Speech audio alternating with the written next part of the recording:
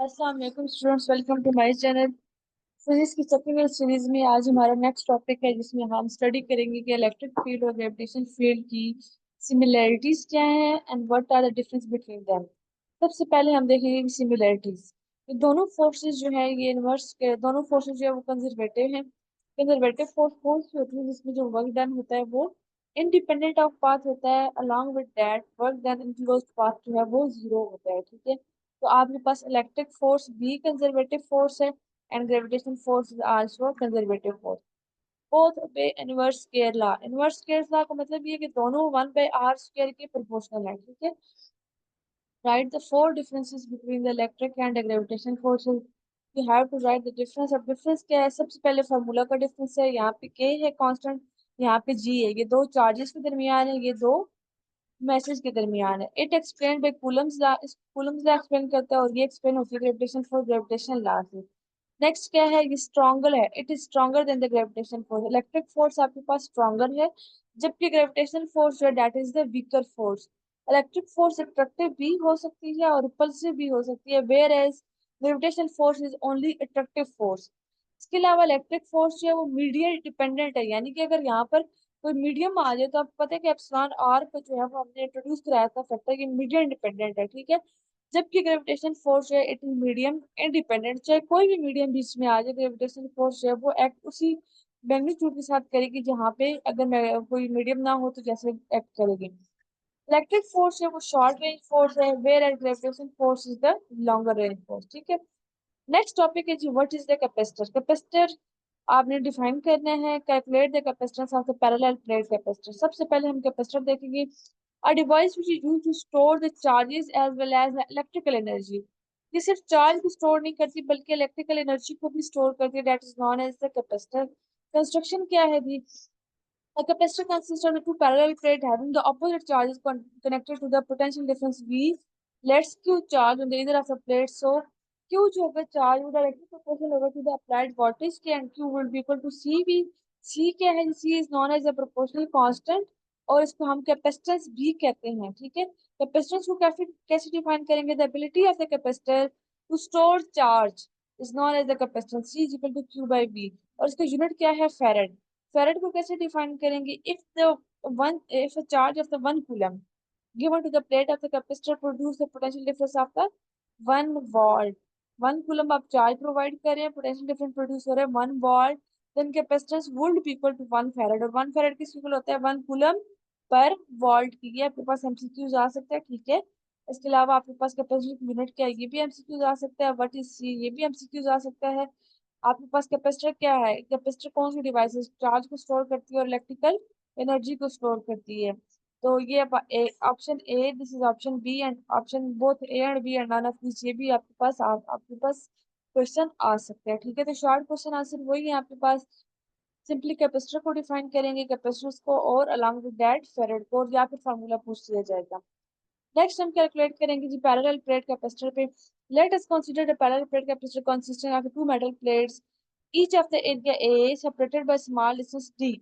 आपके पास जो है वो स्मॉल डिस्टेंस डी से आपने इसको किया है, सेपरेट किया है। यहाँ पर देखें आपके पास दो प्लेट्स हैं, दोनों प्लेट्स के दरमियान डिस्टेंस डी है और पोटेंशियल डिफरेंस आपने अप्लाई कर दिया है। फर्स्ट जो केस है this is the without medium और इसमें आप देखेंगे येलो कलर का कोई मीडियम गिवन है। हम फर्स्ट केस करेंगे केस है जब आपके पास कोई मीडियम नहीं होगा, when medium is air or vacuum.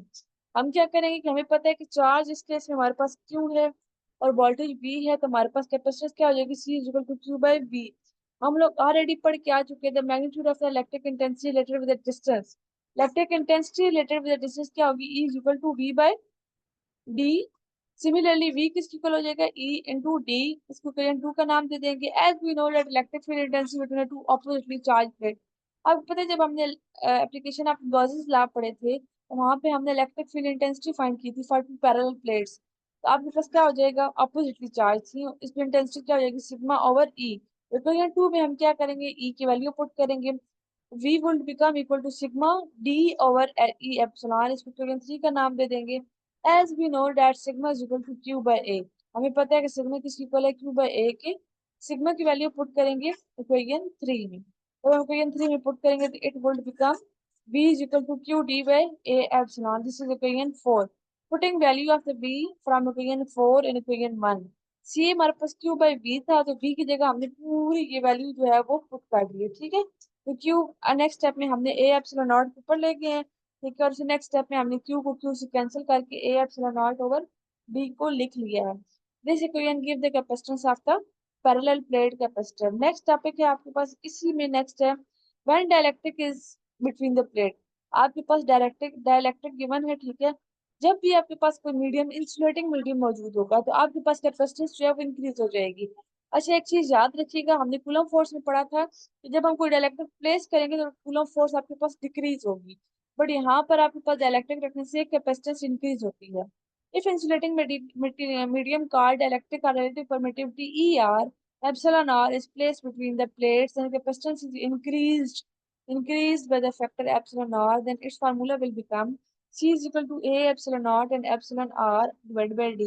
Dielectric constant क्या है? The ratio of the capacitance of the parallel plate capacitor with the dielectric medium as to the capacitance with when it is air। यानी कि जब आपके पास capacitance किसी medium में होगी to the ratio capacitance जब वैक्यूम में होगी, ठीक है। This is known as the dielectric constant. इसकी कोई यूनिट नहीं होती। और यहाँ पर मैंने एक शॉर्ट क्वेश्चन आंसर आप लोगों के लिए लिख दिया है कि आपने खुद प्रूव करना है कि how C medium over C vacuum is equal to epsilon R. दोनों की जो है वो इक्वेशन ऊपर गिवन है, you have to find this, ठीक है, प्रूव करना है। नेक्स्ट है छोटा सा topic, electric polarization of dielectric and also define electric dipole. Electric dipole, आपको पता है डायापोल क्या होता है? जब दो अपोजिटली चार्ज होते हैं मौजूद होते हैं with a small distance is known as a electric dipole. Two equal and opposite charges placed at a small distance D form an electric dipole.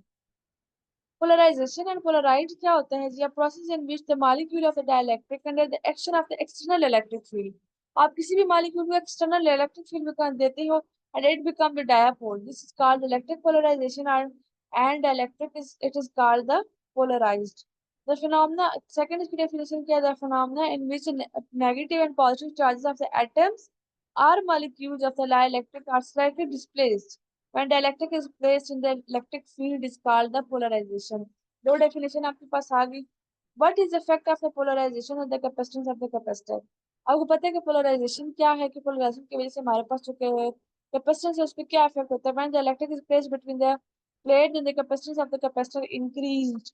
जब भी पोलराइजेशन की जाती है तो कैपेसिटेंस क्या होती है?